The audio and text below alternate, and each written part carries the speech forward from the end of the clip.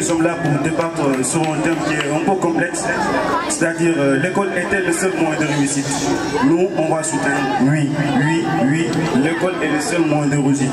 Dans la mesure où l'école humanise, l'école aide les individus à se libérer des chaînes de l'ignorance. Mais avant de commencer, demandons d'où vient l'école.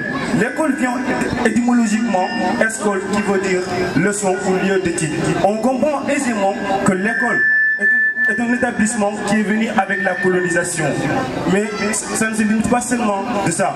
Quand on dit l'école, beaucoup de gens vont prendre référence que l'école c'est dans une salle avec un tableau et tout. L'école ne se limite pas seulement de ça. Mais on voit que l'école a un lien étroit avec la société. Dans la mesure où la société à la naissance a tendance de discipliner l'homme. Mais la discipline, c'est le fait d'enlever cette animalité qui sont en lui. Parce que l'homme est naturellement un animal. Mais tout cela se lance dans le vaste domaine qu'on appelle l'éducation. Mais l'éducation a deux dimensions. La dimension discipline et la dimension instruction. La dimension discipline, c'est-à-dire la société traditionnelle a tendance à discipliner l'homme.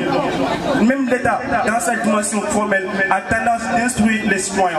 Ce qui veut dire que l'école a un lien étroit avec la société.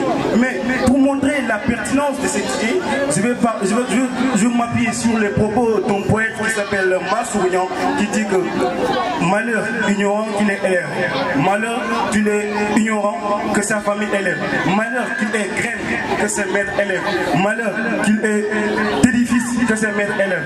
Mais un parent responsable doit être son premier parent, censé à rivaliser tout le terrain dont le professeur pour pouvoir bien construire son édifice et dont l'élève appliquera jouera plus tard les bénéfices.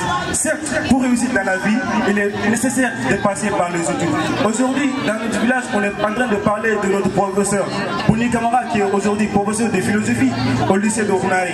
Mais Bouni Camara, il est passé par l'école. Mais est-ce que s'il n'a pas passé par l'école, il faut avoir la pertinence et l'éloquence et la persévérance de nous parler du domaine de la philosophie qu'on appelle la vie sociale?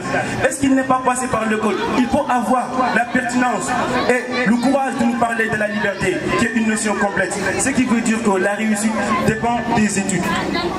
Mais il faut savoir le sens, la quintessence et l'essence du mot école. L'école ne se limite pas seulement ici.